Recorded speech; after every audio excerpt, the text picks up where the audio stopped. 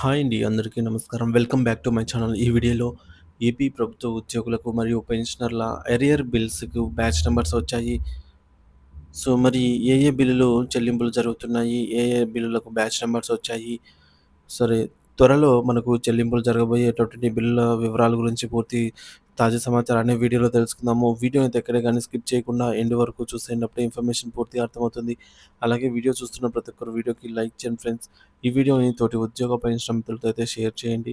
కొత్తగా మన ఛానల్‌ని చూస్తున్నవారు ఇంకా ఎవరైనా సబ్స్క్రైబ్ చేసుకున్నట్లయితే వెంటనే మన ఛానల్‌ని సబ్స్క్రైబ్ చేసుకోండి. దీని ద్వారా నేను చేసే లేటెస్ట్ వీడియోస్ అన్నీ మీ వరకు రీచ్ అవుతాయి. ఇక ఆలస్యం చేయకుండా వివరాల్లోకైతే వెళ్ళిపోదాము.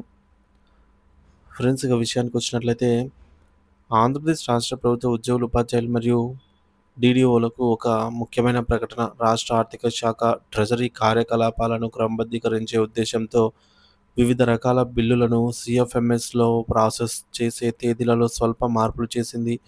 ఇకపై అన్ని బిల్లులను నిర్దేశించిన తేదీలలోనే ప్రాసెస్ చేయాల్సి ఉంటుంది. దీంతో పాటు ఉద్యోగులకు రావాల్సిన బకాయిలపై కూడా కొన్ని కీలక అప్డేట్స్ అయితే ఉన్నాయి.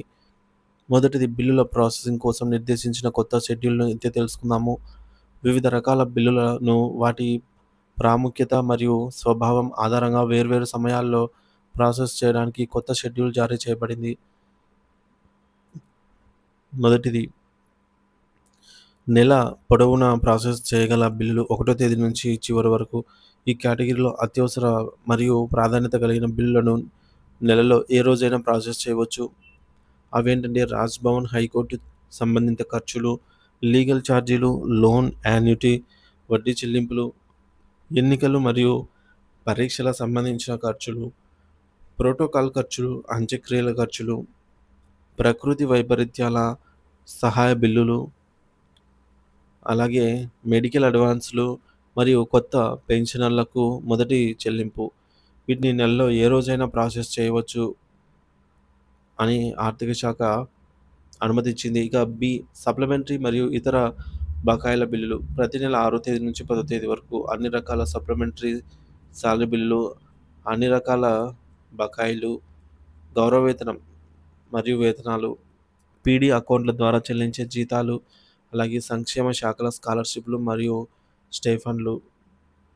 వీటిని నెలలో 6వ తేదీ నుంచి 10వ తేదీ వరకైతే ప్రాసెస్ చేయవచ్చు. ఇకపోతే జీపీఎఫ్ అండ్ పీడీ అకౌంట్స్. ప్రతి నెల 11వ తేదీ నుంచి 15వ తేదీ వరకు ఉద్యోగుల జీపీఎఫ్ లోన్లు, అడ్వాన్స్ బిల్లులు, జీతాల మినహా ఇతర పీడీ అకౌంట్ల చెల్లింపులు. ఇకపోతే డి, రెగ్యులర్ బిల్లులు, పెన్షన్ బిల్లులు. ప్రతి నెల 16వ తేదీ నుంచి 25వ తేదీ వరకు ఉద్యోగుల రెగ్యులర్ సాలరీ బిల్లులు, అలాగే రెగ్యులర్ పెన్షన్లు, జీఐఎస్, ఎఫ్‌బీఎఫ్ చెల్లింపులు, వర్క్ ఛార్జీ, అలాగే ఎస్టాబ్లిష్‌మెంట్ వేతనాలు, అలాగే ప్రొఫెషనల్ కాంట్రాక్ట్ కాంట్రాక్చువల్ సర్వీసెస్ చెల్లింపులు, గ్రాంట్ ఇన్ ఎయిడెడ్ జీతాల కోసం, హోంగార్డులు, అంగన్వాడీ వర్కర్లు చెల్లింపులు, అలాగే సామాజిక భద్రత పెన్షన్లు, సబ్సిడీలు, బియ్యం, విద్యుత్ వంటివి. ఇకపోతే పైన పేర్కొన్నవన్నీ కూడా ఇతర అన్ని రకాల బిల్లులు కూడా ప్రాసెస్ చేయడానికి 16 తేదీ నుంచి 25 తేదీ వరకు అయితే చేయవలసి ఉంటుంది. ఇక గమనిక, జూన్ నెలకు సంబంధించి 6వ తేదీ నుంచి 10వ తేదీ మధ్యలో ప్రాసెస్ చేయబడినటువంటి సప్లిమెంటరీ బిల్లు మరియు కొన్ని బకాయిల బిల్లులకు బ్యాచ్ నంబర్స్ కేటాయించబడ్డాయి. వీటికి సంబంధించిన మొత్తం ఈరోజు లేదా రేపటిలోగా సంబంధిత ఉద్యోగుల ఖాతాలో జమ అవుతుందని అంచనా. రెండవది, పెండింగ్‌లో ఉన్న కరువు భత్యం, డీఏ బకాయిల వివరాలు. ఉద్యోగుల మరియు పెన్షనర్లకు 11వ పీఆర్సీ కింద చెల్లించాల్సిన డీఏ, డీఆర్ బకాయిల విషయంలో ప్రభుత్వం నుండి ఇంకా అధికారిక ఉత్తర్వులు రావాల్సి ఉంది. అయితే కేంద్ర ప్రభుత్వం డీఏ పెంపుదల ఆధారంగా రాష్ట్ర ఉద్యోగులకు రావాల్సిన అంచనా బకాయిలు ఈ విధంగా అయితే ఉన్నాయి. జూలై 1, 2018 నుంచి జూలై 1, 2023 వరకు గల కాలానికి సంబంధించి డీఏ, డీఆర్‌లు పెండింగ్‌లో ఉన్నాయి. జనవరి 1, 2024 నుంచి రావాల్సిన డీఏ, డీఆర్ 3.64%. దీంతో మొత్తం డీఏ అనేది 37.31% చేరుకుంటుంది అని అంచనా. అలాగే జూలై 1, 2024 నుండి రావాల్సినటువంటి డీఏ 2.73%.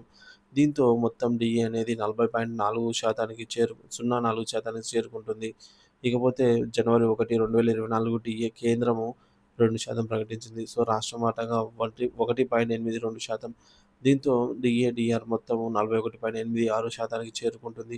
ఈ బకాయిల చెల్లింపులపై కొత్త ప్రభుత్వం నుండి స్పష్టమైన ఆదేశాలు, ఉత్తర్వులు వెలువడతాయని ఉద్యోగ సంఘాలు పెన్షనర్లు ఎంతగానో ఎదురు చూస్తున్నారు. డీడీఓలు మరియు ఉద్యోగులందరూ కలిసి పైన తెలిపిన కొత్త షెడ్యూల్‌ను గమనించి బిల్లులను సకాలంలో ప్రాసెస్ చేయించుకోవాల్సిందిగా కోరటమైనది.